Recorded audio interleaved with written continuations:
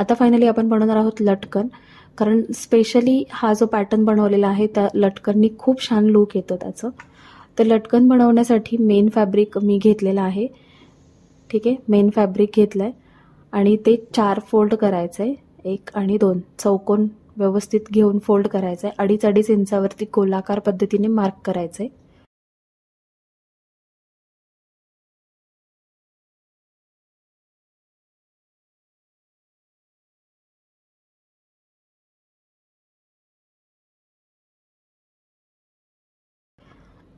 आणि हा गोल व्यवस्थित कट करून घ्यायचा आहे.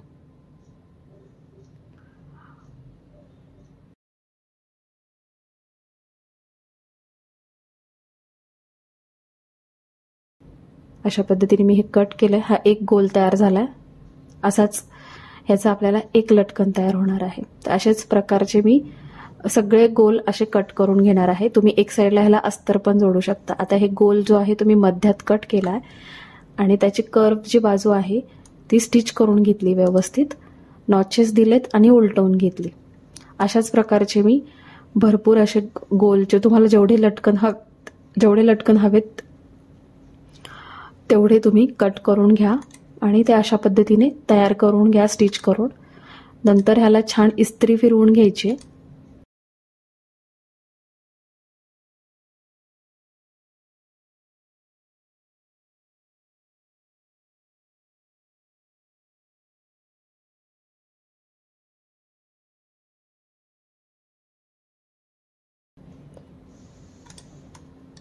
इस्त्री करून घेतल्यानंतर 1 बाय 1 एक लटकन आपल्याला इथे जोडायचंय.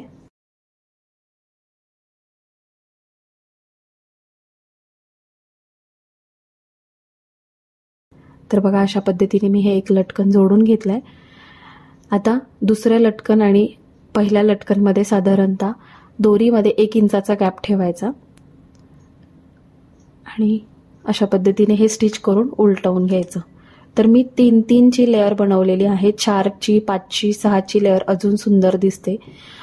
तर माझ्याकडे फॅब्रिक कमी होतं त्यामुळे मी 3 ची लेअर बनवली आहे. तुम्ही याच्यामध्ये एका साईडला अस्तर सुद्धा लावू शकता, पण अस्तर लावल्यानंतर एवढं छान वाटत नाही कारण आतली बाजू पण दिसते बाहेर, म्हणून मी दोन्ही साईडला मेन फॅब्रिक लावलेलं आहे. तर कमी झालेले आहे त्याचे लटकन. पण जर तुमच्याकडे मेन फॅब्रिक जास्त असेल तर तुम्ही छान लटकन हे बनवू शकता. भरपूर लटकन जर लावले, भरपूर लेअर जर केला तर अजून छान दिसेल. 4-5 लेअर. तर मी 3-3च बनवल्या, फॅब्रिक कमी होतं त्यामुळे. सो चला, हा पॅटर्न आपला डन झालेला आहे आणि बघा किती सुंदर झालाय.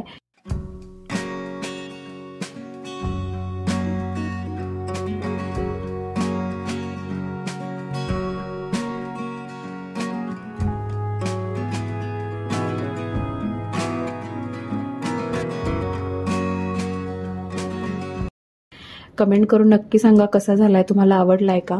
आणि आवडला असेल तर व्हिडिओला लाईक करा. चॅनलवर नवीन असाल तर असे छान छान व्हिडिओज बघण्यासाठी आपल्या चॅनलला सबस्क्राईब करून बेल आयकॉन प्रेस करा, म्हणजे येणाऱ्या व्हिडिओचं नोटिफिकेशन मिळेल आणि तुम्हाला लवकरात लवकर छान असं नवीन डिझाईन पॅटर्न बघता येईल. चला मग पुढच्या छानशा व्हिडिओमध्ये आपण लवकरच भेटणार आहोत.